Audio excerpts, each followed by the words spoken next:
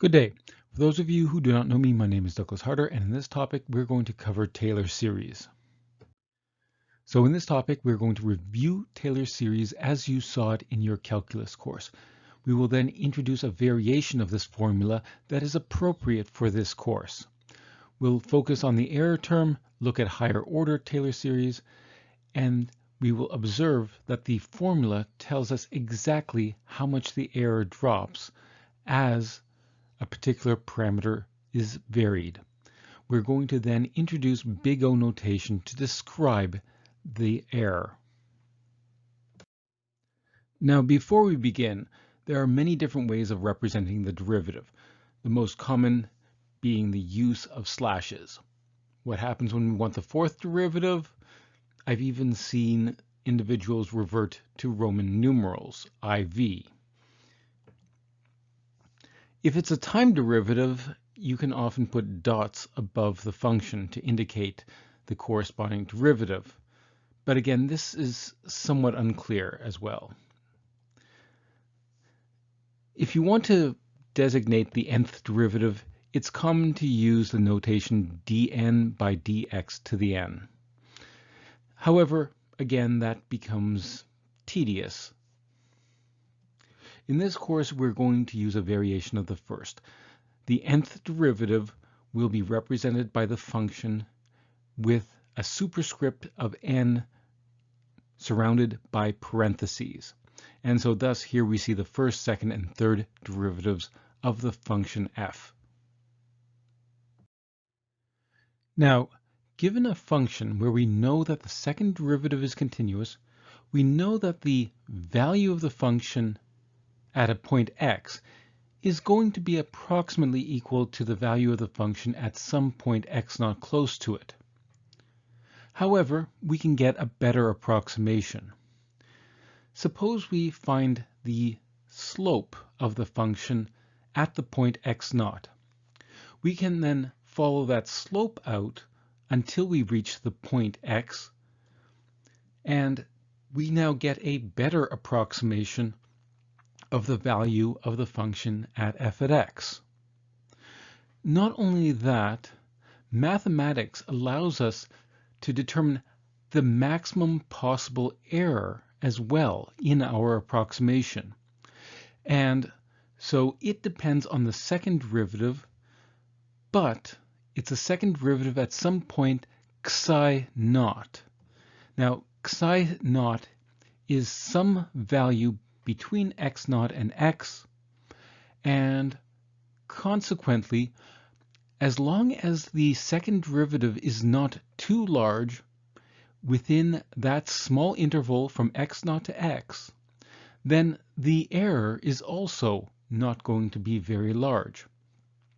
You'll also notice that if x is close to x naught, then x minus x naught squared is also going to be made smaller.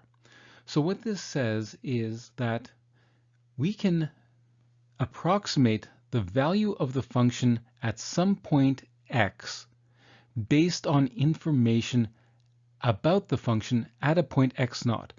And if we let x get closer and closer to x naught, the approximation is going to get better and better. This is a first order Taylor series.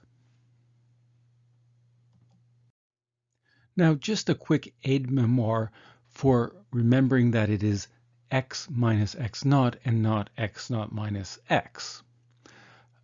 The easiest way to realize this is that if the slope is positive, then the approximation of f at x is going to be greater than the approximation at x naught, assuming x is greater than x naught.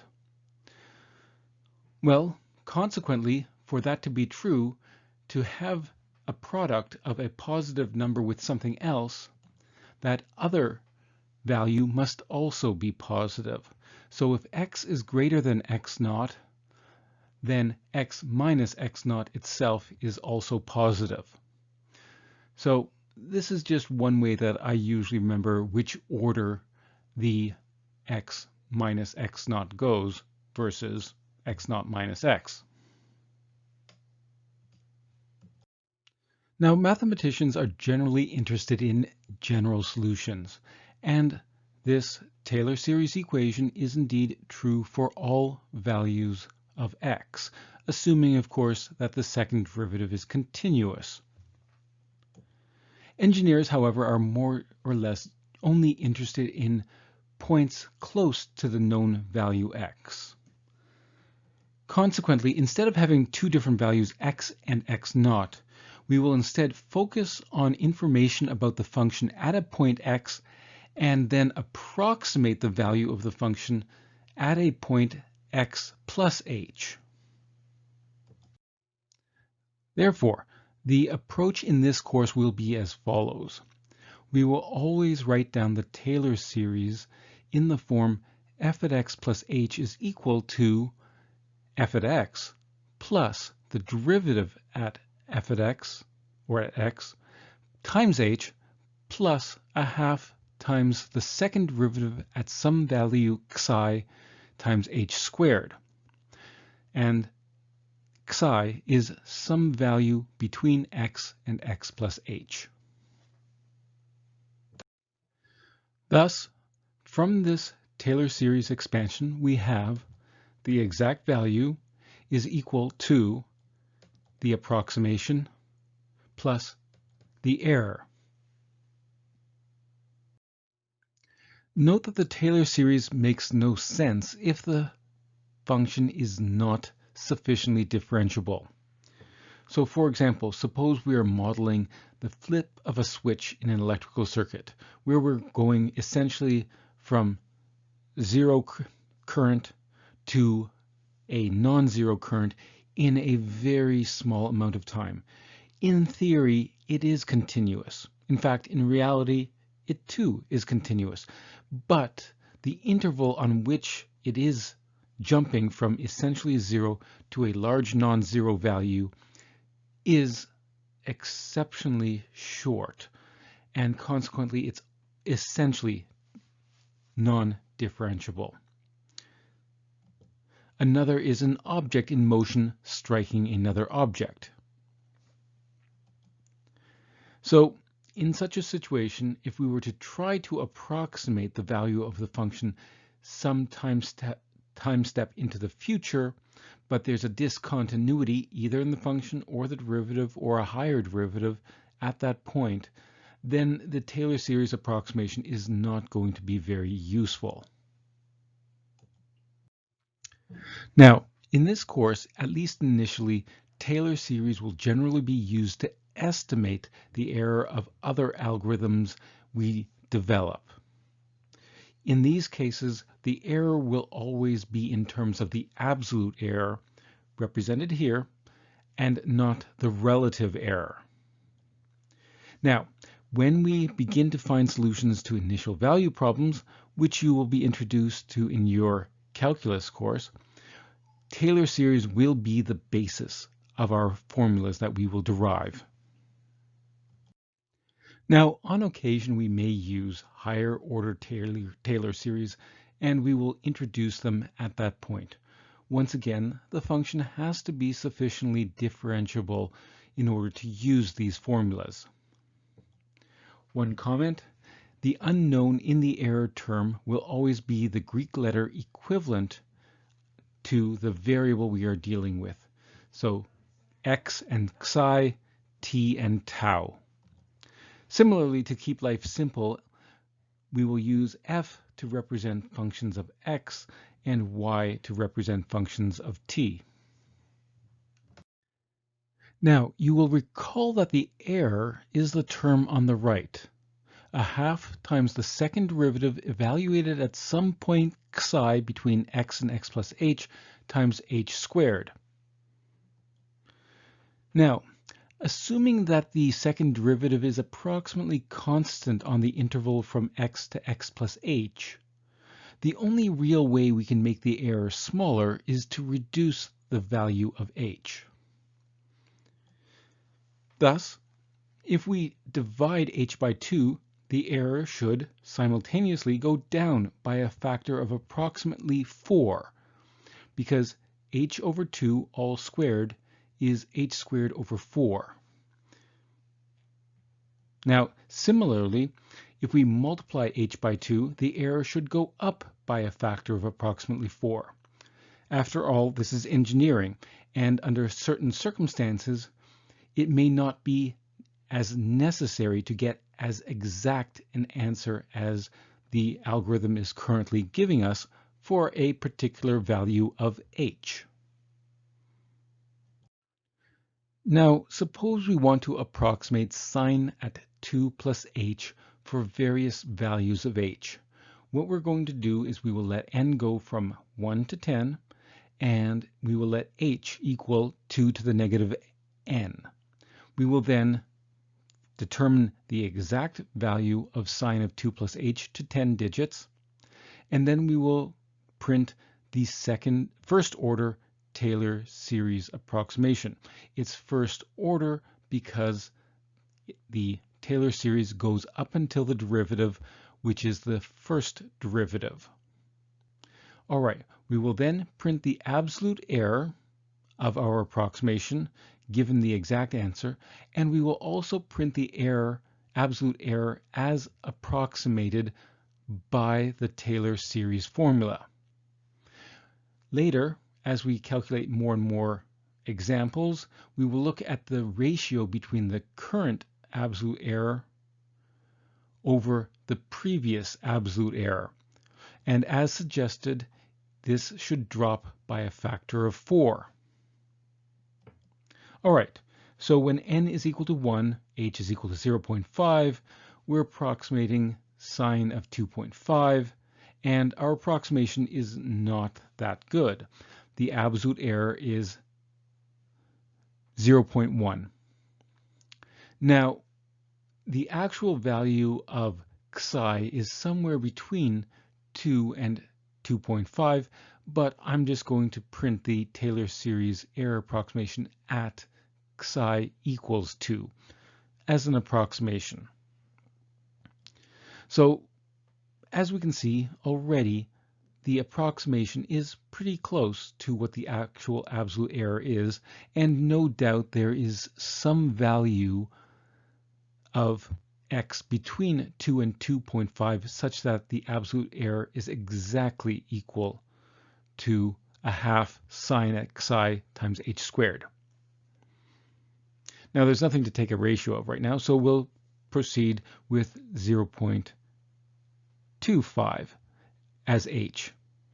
You will notice that the absolute error is dropping, and the absolute error is better approximated now also by a half sine of 2 times h squared. Now the ratio of that error over the previous error is 0.2646. So it seems to have dropped by approximately a factor of 4, or 0.25. Again, divide h by 2. The error is even better approximated by the Taylor series formula for the error, and the ratio is approaching 0.25. H is 2 to the negative 4. Here's the error, and there's the ratio. 2 to the negative 5, error as approximated, and the ratio. 2 to the negative 6, the error and the ratio. 2 to the negative 7, the error and the ratio. And we can carry on for 8, 9, and 10. All right, so for 2 to the negative 10, we've done reasonably well. The absolute error is quite small, and the absolute error is well approximated by the formula given by the first order Taylor series formula. And the ratio of the errors is approaching 0.25. This is because the distance between x and x plus h gets smaller. So there's fewer possible choices for what value Xi may take on. All right, so what we have seen here is that the Taylor series does actually work, and if we divide h by 2, the error does indeed start dropping by a factor of 4. Consequently, we will describe the error of the approximation of a first-order Taylor series as being big O of h squared. All right, throughout this course, we're going to find many different algorithms to approximate solutions numerically to analytic problems. In many cases, in most cases, there will be some parameter h that we can adjust, and the error will depend on that parameter. We're going to see algorithms that are big O of h squared, big O of h to the 5th, meaning if we divide h by a factor of 2, the error is actually going to drop by a factor of 2 to the 5, or 32, which is actually pretty good. We're also going to see one algorithm where the error drops by, is big O of h to the golden ratio, although we're not going to prove that one. Right. Following this topic, you now are aware of the Taylor series now with respect to approximating f at x plus h instead of the previous version where we associated the value of the function f at x with the value at some point x naught. You understand the part that Taylor series will play in this course, initially in determining the error and later in approximating solutions to initial value problems. You know that the Taylor series formula gives the absolute error of the approximation, and therefore if the appropriate derivative is continuous and not too large, we have a good estimate and bound on what the error will be. We've also seen that first-order Taylor series approximations are what we will describe as being big O of h squared, and we've introduced the big O notation as to how it will be used in this course. Here are the references, acknowledgements, the colophon, and a disclaimer. Cheers!